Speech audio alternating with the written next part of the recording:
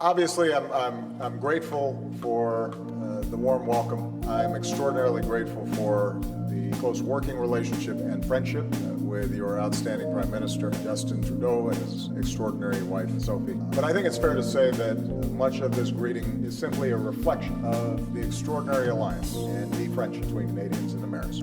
Justin, thank you for your very kind words and for the new energy and hope that your leadership has brought to your nation as well as to the alliance. My time in office may be nearing an end, but I know that Canada and the world will benefit from your leadership from years to come. So Canada was the very first country that I visited as president. It was in February.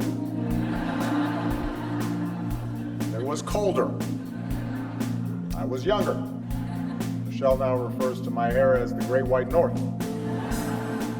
And on that visit, I strolled around the Byward Market, tried a beaver tail, which is better than it sounds.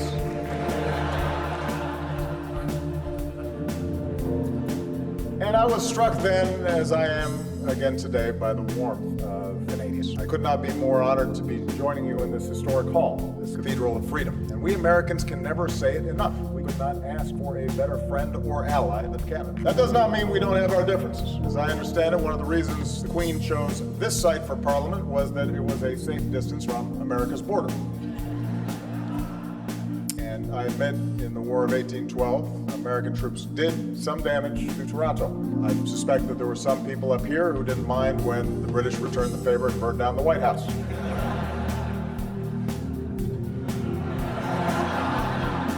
In more recent times, however, the only forces crossing our borders are the armies of tourists and business people and families who are shopping and doing business and visiting loved ones. Our only battles take place inside the hockey rink. Even there's an uneasy peace that is maintained. As Americans, we too celebrate the life of Mr. Hockey himself, the late, great Gordie Howe. Just as Canadians can salute American teams for winning more Stanley Cups in the NHL.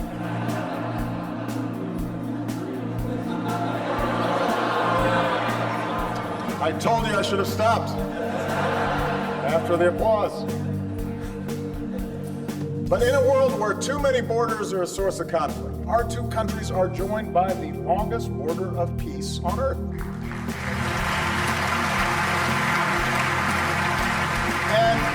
And what makes our relationships so unique is not just proximity. It's our enduring commitment to a set of values, the spirit alluded to by Justin that says no matter who we are, where we come from, what our last names are, what faith we practice, here we can make of our lives what we will. It was the grit of pioneers and prospectors pushed west across the forbidding frontier. The dreams of generations, immigrants, refugees that were welcomed to these shores. The hope of runaway slaves who went north on an underground railroad. Deep in our history of struggle, said Dr. Martin Luther King Jr., Canada was the North Star.